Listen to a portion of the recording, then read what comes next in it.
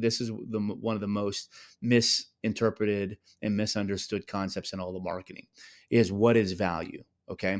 Value is not you giving information away. Value actually has nothing to do with you. Value is the transformation that your prospect is looking for and the information you share that they believe is going to be able to get them a result. It has nothing to do with you, it has to do with them.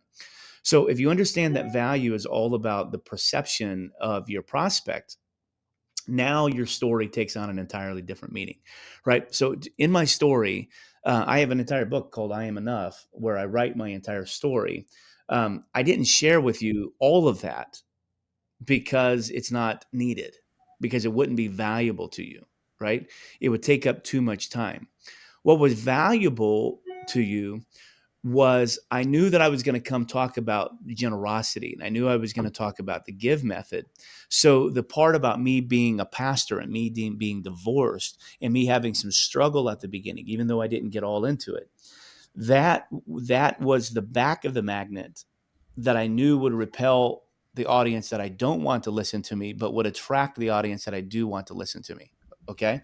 So then the give method, so that's the piece of the story that I knew would attract and repel. And the give method is the unique mechanism that I know not a lot of people would understand. Okay. And then the um, the value piece that I was just sharing with you, the value is not really anything that you do; it's what the perception of your prospects are. That's sort of the linear line, okay, that you have to draw.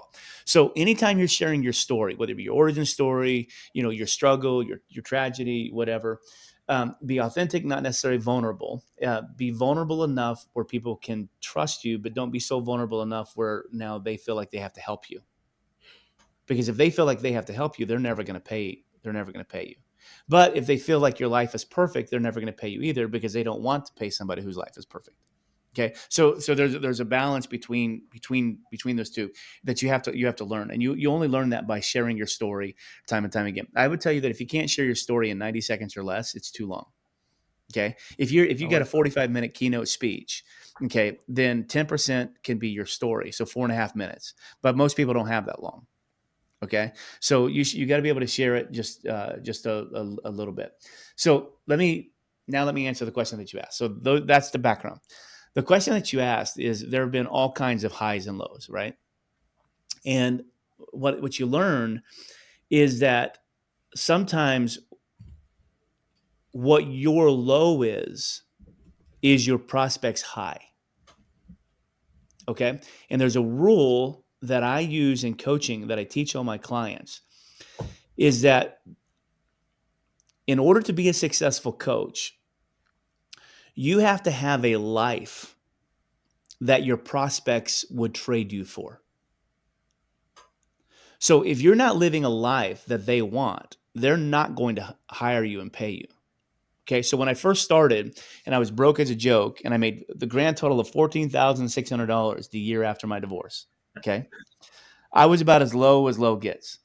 Nobody was going to pay me for coaching when I was at 14,600. So I had to drive Lyft and Uber, okay, at night.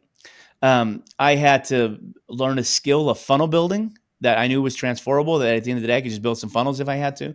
So I had to learn that skill. Remember, skill, system, superpower? Okay. So when you're at a position where nobody will trade their life for you, you have to dive in on skill. So that's what I did. But then when I started my coaching program and I did my 297 a month thing, I then made almost $250,000 in 90 days. Okay. So now I have the next step, which is, okay, how did I do that? Thus my logical linear process. That's my pattern. So now $250,000 for most people, if I told them, hey, I made $250,000 in coaching, they're not going to be like, oh, let me hire you. Let me hire you. But there's a remnant of people that would be like, how did you go from broke to $250,000? Now I've positioned myself with those people because they would trade their life for me. A lot of other people wouldn't trade it. You only made $250,000. That's nothing. That's not my audience. My audience now are the people that would trade their life for me. So now I was the Russell Brunson to that group of people. Okay. And so that was my high. That was their, right. So then when I went and got my first 2 Comma Club award within 18 months of being broke, then what happened was I was more successful when I was at 250K than I was at a million. Because when I was at a million, it comes with all kinds of infrastructure. Now I had payroll. Now I had rent. Now I had taxes. Now I had all kinds of stuff, right? And my profit margin was actually less at $1 million than it was at $250,000, right? Yeah. And so I was actually at my low. I remember standing on stage getting I have 4 2 Comma Club awards. I remember standing on stage getting my first 2 Comma Club award. Being so broke, like I'm not even sure I could pay for this hotel I'm staying in. Okay. So I was at my low, but there were then a lot more people who would trade places. They would be like, I would love to be at a low where I made $1 million. Right. Okay. So then what happens is you build another audience that they would trade places with you. Right. So that's important. And so with that being said, then as you scale has a whole nother set of responsibilities. So what I learned was there was a sweet spot in my business. Okay. And here's where it is. I hate employees. Okay. I remember Alex Sharf. I don't know if you guys know who Alex is. Alex comes to me and said, Chad, if you would let me build you a system, you would be making $20 million a year. And I remember going back to him and asking him about what that system looked like. And I told him, that system that you want to create for me is amazing. But that's why I got into entrepreneurship, so I don't have to lead like that. I had the big staff before. I had all that stuff. And so I knew that I wasn't that guy. I didn't want 50 employees. I didn't want a job. I didn't want a job. So what I've learned about myself is my sweet spot is 2 or 3 people on my team that do not rely on me for their full-time living. Okay?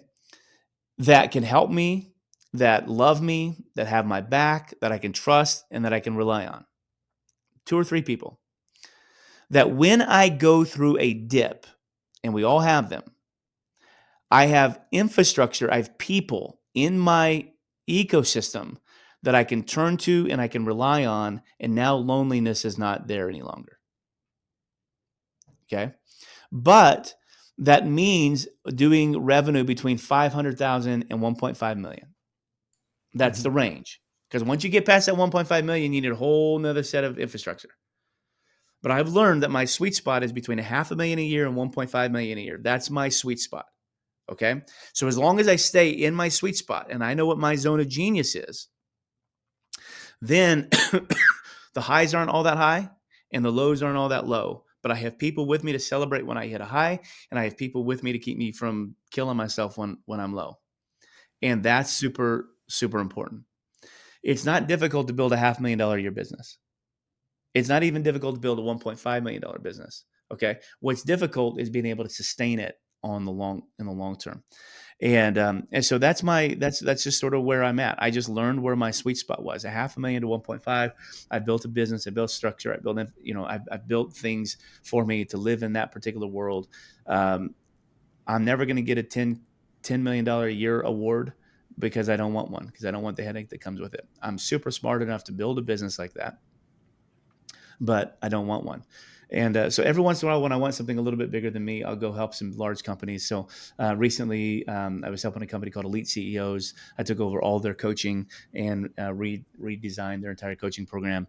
And I was a marketing strategist for a company called Bad Marketing, where I got in and got to be in the real world for a little bit. But 95% of my time, I like staying right in my little zone of $500,000 to 1.5 million. If you want to save time on watching all the episodes, but still get all the gold nuggets that we find from interviewing these 7, 8, and 9-figure entrepreneurs, then you can get all of that inside of the 2 Comma Club newsletter. Just go to 2ccnewsletter.com and subscribe.